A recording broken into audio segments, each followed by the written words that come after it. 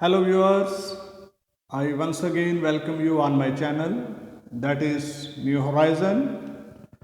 इल्म, सच्चाई और बहादुरी से मोहब्बत रखने वालों को एक बार फिर से मेरा सलाम। सो स्टूडेंट्स, लास्ट टाइम हम अपनी क्लास में बात कर रहे थे अबाउट ब्रांचेस ऑफ फिज़िक्स। सो अभी हम बिना टाइम वेस्ट किए हुए चलते हैं अपने नेक्स्ट टॉपिक की जानिब, जो है फिज़िकल क्वांटिटीज़। तो सबसे पहले हम बात कर लेते हैं फिज़िकल क्वांटिटीज़ क्या होती हैं। तो अगर आप अपनी टेक्स्ट बुक खोलें तो वहाँ पे आपको इसकी डेफिनेशन मिल जाएगी, जो कुछ इस तरह से है: all measurable quantities are called physical quantities. वो तमाम क्वांटिटीज़ जिनको हम माप सकते हैं फिज़िकल क्वांटिटीज़ कहते हैं। इसका मतलब है कुछ क्वांटिटीज़ ऐसी भी हैं जिनको मापा नहीं जा सकता। ठीक है, पहले उनकी बात करके उनको यहीं पे ख़त्म करते हैं। वो कौन कौन सी हैं? फॉर एग्ज़ाम्पल, आप में से शायद कोई अपने अबू से ये कहे कि अबू जी, मुझे आपसे बहुत प्यार है। तो कभी आपने ये नहीं कहा कि मुझे आपसे 10 किलो प्यार है, मुझे आपसे 5 किलोमीटर प्यार है। नहीं, आप बस यही ज़्यादा से ज़्यादा यही कह सकते हैं, मुझे आपसे बहुत प्यार है। या कोई हस्बैंड अपनी वाइफ से कह सकता है कि आज खाना बहुत मज़ेदार है। कितना मज़ेदार है? बहुत मज़ेदार है। मैं आपका बहुत एहतराम करता हूँ। कितना? बहुत ज़्यादा। ठीक है। सो इसका मतलब है ये वो वाली क्वांटिटीज़ हैं जिनको मापा नहीं जा सकता। सही। सो वो quantities which can be measured are called physical quantities. ठीक है, जैसे कि लेंथ, मास, टाइम, वॉल्यूम वगैरह वगैरह। ठीक है जी।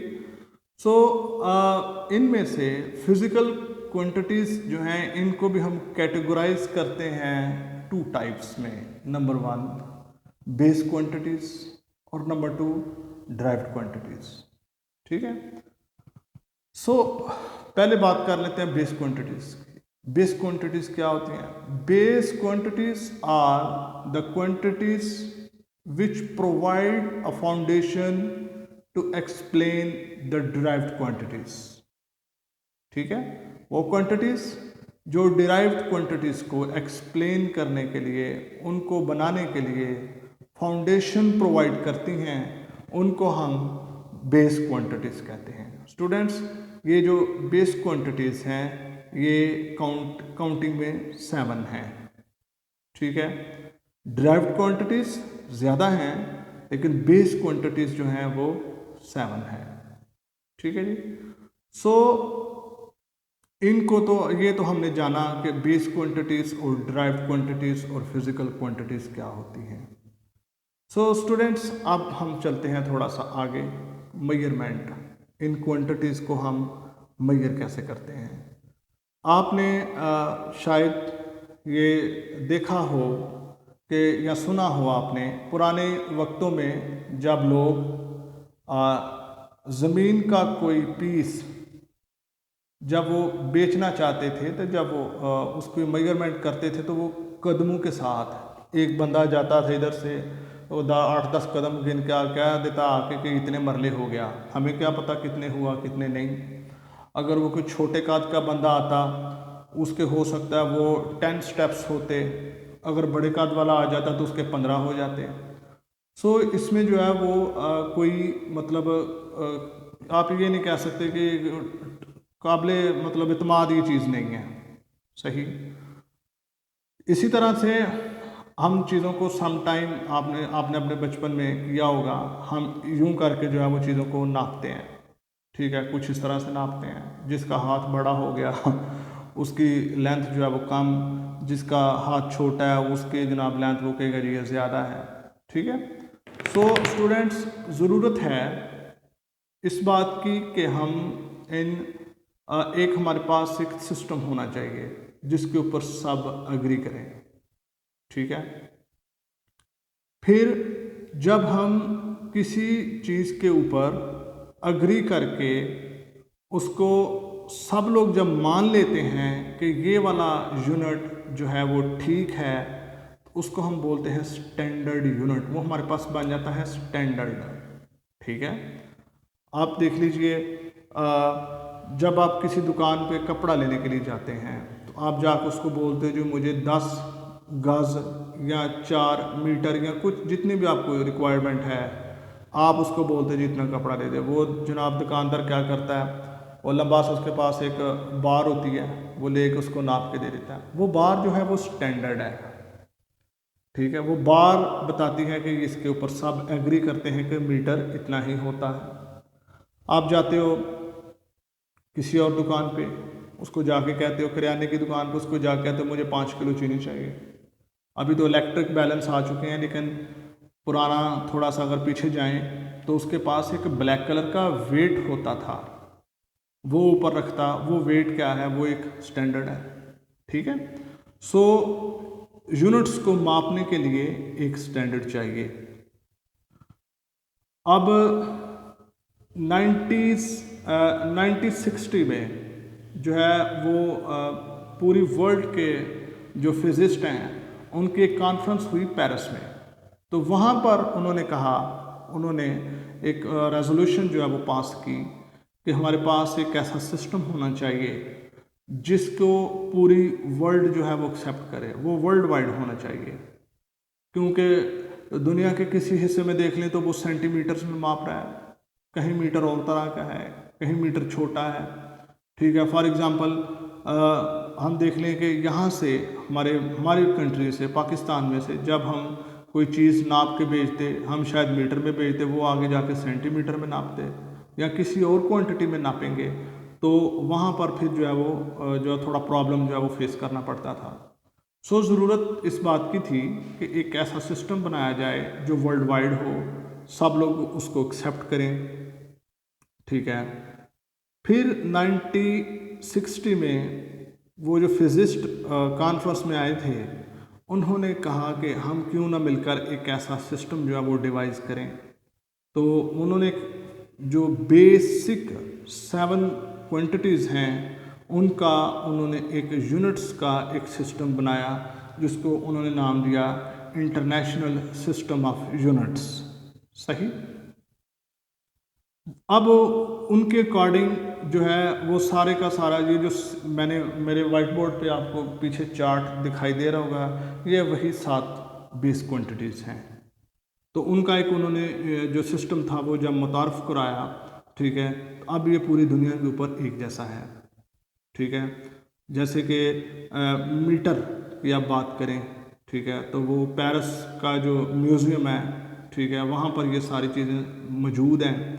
ठीक है, उसके साथ हम इनको रिलेट करके जो है वो फिर क्वांटिटीज़ को जो है वो अपने ज़रूरत के मुताबिक जो है वो यूनिट्स बनाते हैं। तो बात कर लेते हैं अब उन 7 बेस क्वांटिटीज़ की। वो और कौन कौन सी हैं? Length, mass, time, electric current, intensity of light, temperature और अमाउंट ऑफ सब्सटेंस। ठीक है, ये 7 बेसिक क्वांटिटीज़ हैं। पेपर में आपसे क्वेश्चन पूछा जा सकता है how many base quantities are there, तो आपको एग्जैक्ट डिजिट आना चाहिए 7। ठीक है, अब इन क्वांटिटीज़ को हम जब फिज़िक्स में डिफरेंट न्यूमेरिकल्स को या प्रॉब्लम्स को डील करते हैं तो इनको रिप्रेजेंट किया जाता है। इनकी नोटेशन जो है वो भी सिस्टम इंटरनेशनल के अकॉर्डिंग ही है। लेंथ को हम स्मॉल एल से रिप्रेजेंट करते हैं, मैस को हम स्मॉल एम से, टाइम को स्मॉल टी से, इलेक्ट्रिक करंट को कैपिटल आई, प्लीज़ इसको एल ना पढ़िएगा, आपकी जो बुक है उस पर ये कैपिटल आई है। ओके, उसके बाद आता है जी इंटेंसिटी ऑफ लाइट, इसको हम कैपिटल एल से रिप्रेजेंट करते हैं। टेम्परेचर को कैपिटल टी, देख लीजिए, स्मॉल टी होगा तो वो टाइम होगा, कैपिटल टी होगा तो वो टेम्परेचर होगा। अमाउंट ऑफ सब्सटेंस जो है इसको हम रिप्रेजेंट करते हैं बाय स्मॉल एन। इनके आगे यूनिट्स हैं ये जो 1980 में उन्होंने बताया गया था हमें, दैट इज़ मीटर।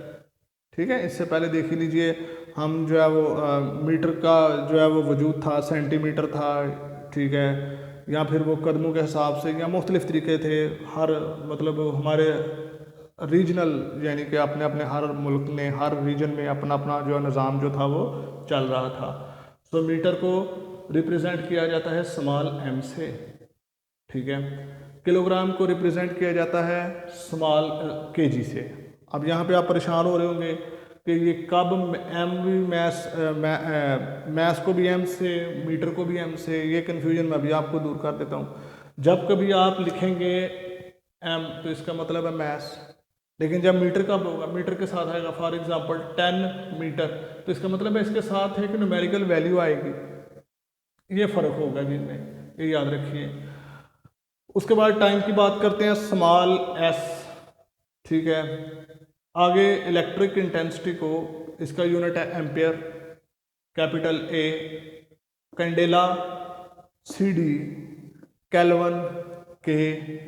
हम जो सिस्टम में यूज़ करते हैं that is degree centigrade, Fahrenheit वगैरह वगैरह, लेकिन इसका SI यूनिट जो है वो क्या है, केल्विन। उसके बाद मोल का MOLE, अमाउंट ऑफ सब्सटेंस का मोल, और इसको यूनिट को MOL हम लिखते हैं, ठीक है। इसको हम बोलते हैं जी सिस्टम इंटरनेशनल SI यूनिट्स, सही है। ये थ्रू आउट द फिज़िक्स हम इन्हीं को डील करेंगे, इन्हीं के ऊपर बात की जाएगी, इन्हीं को हम बेस के तौर पे यूज़ किया करेंगे। इसलिए इस चार्ट का आपको आना बहुत ज़रूरी है ताकि आप आगे फिज़िक्स में मज़ीद अच्छे तरीके से मूव कर सकें। ओके, नेक्स्ट आगे चलते हैं। हमारे पास आ जाता है जी मीटर पर सेकेंड, ठीक है। वेलोसिटी नई क्वांटिटीज़ है हमारे पास, तो ये भी 7 हैं, आपकी बुक में तो 7 है लेकिन ये 7 है नहीं, ज़्यादा है। Number 1 speed, number 2 acceleration, number 3 volume, number 4 force, फिर pressure, density and charge. Okay, इसी तरह इनकी भी रिप्रेजेंटेशन है। स्पीड की है स्मॉल v, एक्सेलरेशन का स्मॉल a, वॉल्यूम का कैपिटल V, फोर्स का कैपिटल F, प्रेशर का कैपिटल P। उसके बाद आ जाएगा हमारे पास, हाँ, डेंसिटी। डेंसिटी का ये सिंबल जो है इसको पढ़ते हैं रो, मैंने क्या कहा, रो, ठीक है। ये P नहीं है लेकिन थोड़ा सा टेढ़ा P है। उसके बाद चार्ज को हम रिप्रेजेंट करते हैं बाय कैपिटल Q। अब इनके यूनिट्स की तरफ आते हैं, मीटर पर सेकेंड, ठीक है। मीटर पर सेकेंड एक्सेलरेशन का, इसको मीटर पर सेकेंड स्क्वायर भी पढ़ते हैं। क्यूबिक मीटर, ये न्यूटन फोर्स का यूनिट, पास्कल प्रेशर का यूनिट, किलोग्राम पर क्यूबिक मीटर, ठीक है, ये होगा डेंसिटी का यूनिट। उसके बाद आगे चलिए, कूलम, ये चार्ज का यूनिट होगा, ठीक है। आगे हम बात करते हैं स्टूडेंट्स अगले पार्ट में बेस यूनिट्स, ठीक है। बेस यूनिट्स वो यूनिट्स होते हैं जो डिराइव्ड क्वांटिटीज़ को एक्सप्लेन करते हैं। डिराइव्ड क्वांटिटीज़ के यूनिट्स जो हैं वो, जिस तरह बेस क्वांटिटीज़ से डिराइव्ड क्वांटिटीज़ बनाई जाती हैं, इसी तरह बेस यूनिट से डिराइव्ड यूनिट्स बनाए जाते हैं। देख लीजिए, हमने मीटर और सेकंड, ये दोनों बेस यूनिट्स हैं।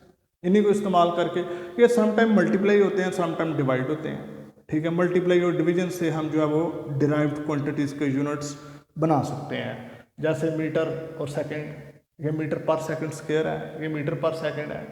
देखिए, मीटर और सेकंड को डिवाइड किया हुआ है, सेकंड 2 दफ़ा डिवाइड करेगा, 3 दफ़ा मीटर को मल्टीप्लाई करेंगे तो क्यूबिक मीटर बनेगा। इसी तरह न्यूटन, ठीक है, इसका आगे किलोग्राम मीटर पर सेकंड स्क्वायर। ये न्यूटन जो है वो साइंसदान का नाम है, डिटेल में हम नेक्स्ट चैप्टर्स में बात करेंगे इस पर। पैस्कल, ये भी साइंटिस्ट का नाम है जिसने प्रेशर के ऊपर रिसर्च किया, उसने अपने नाम से यूनिट रख दिया। लेकिन फार्मूला की टर्म में जब हम निकालेंगे तो वो भी हम कमिंग चैप्टर में डिस्कस करेंगे, मैं अभी आपको बता के परेशान नहीं करना चाहता, ठीक है। किलोग्राम क्यूबिक पर मीटर, ये नेक्स्ट आएगा हमारे पास कूलम। कूलम को हम रिप्रेजेंट करते हैं बाय कैपिटल C। तो स्टूडेंट्स, ये था हमारे पास फिजिकल क्वांटिटीज़ क्या होती हैं। ये 2 तरह की होंगी, बेस क्वांटिटीज़ और इसके अलावा ड्राइव्ड क्वांटिटीज़। बेस क्वांटिटीज़ क्या होंगी, ड्राइव्ड क्वांटिटीज़ क्या होंगी, ये। अच्छा, यूनिट्स को अब यहाँ पर थोड़े से मालूमात और ले लीजिए। यूनिट्स को लिखने का एक तरीकाकार है। फॉर एग्ज़ाम्पल मैं यहाँ पर लिख देता हूँ 5 kg, ठीक है। अभी आपने चूंकि मैंने आपको एक्सप्लेन किया है, kg is the unit of what, unit of mass. 5 is the numerical value. एक जो क्वांटिटी है प्रॉपर, वो दो चीज़ों पे होती है। एक तो उसका न्यूमेरिकल वैल्यू और नंबर 2 उसका यूनिट, ठीक है। ये दोनों का होना ज़रूरी है, तब आप एक क्वांटिटी को एक्सप्रेस कर सकते हैं। अगर इनमें से किसी एक को ले लीजिए, एक को उतार दीजिए, तो आप एक्सप्रेस नहीं कर सकते फिज़िकल क्वांटिटीज़ को। फॉर एग्ज़ाम्पल आप किसी शॉप पे चले जाइए, ग्रोसरी वाली शॉप पे, उसे जाके बोलिए मुझे 5